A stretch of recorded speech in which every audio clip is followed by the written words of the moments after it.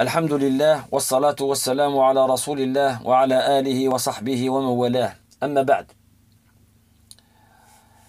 Si j'avais l'intention de faire une aumône pendant le Ramadan, est-ce que le mieux serait de le faire au début, au milieu ou à la fin du Ramadan?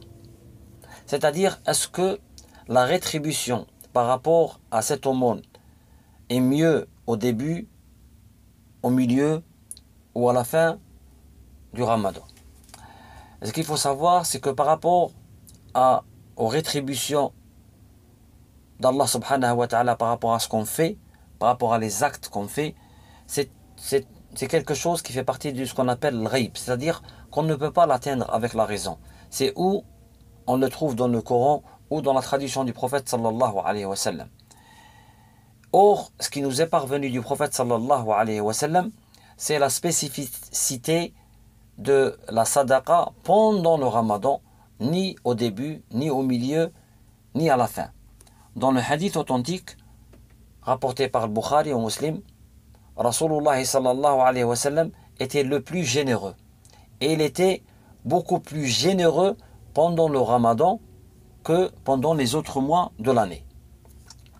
Donc, il n'y a pas dans ce hadith de spécificité par rapport à une période du Ramadan, mais par rapport au Ramadan et les autres mois. C'est-à-dire que Rasulullah sallallahu alayhi wa sallam nous dit que c'est bien de faire sadaqa pendant le Ramadan, et lui, il le faisait beaucoup plus qu'en dehors du Ramadan. Donc, on n'a pas de preuve que une des périodes du Ramadan est meilleure par rapport à sadaqa.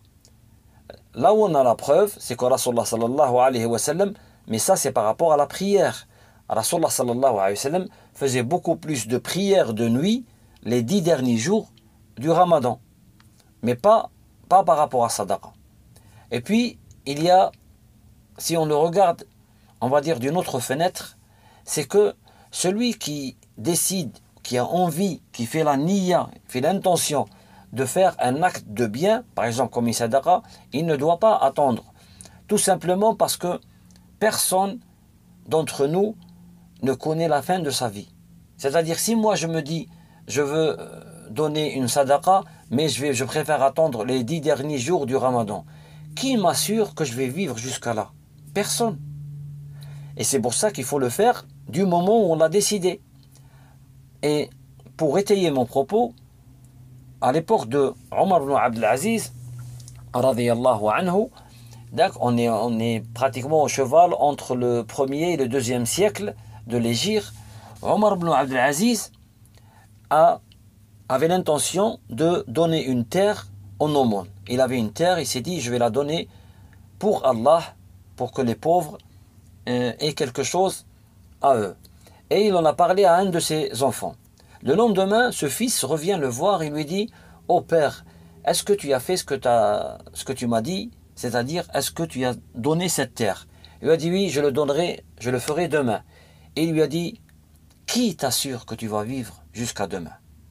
Donc, vous voyez, puisqu'on ne le sait pas et qu'on n'a pas de preuve que l'une des périodes du Ramadan est meilleure que l'autre par rapport à sadaqa, je reviens, par rapport à sadaqa, donc celui qui avait l'intention de faire une sadaqa pendant le Ramadan, il n'attend pas, il le fait de suite. Wallahu a'lam.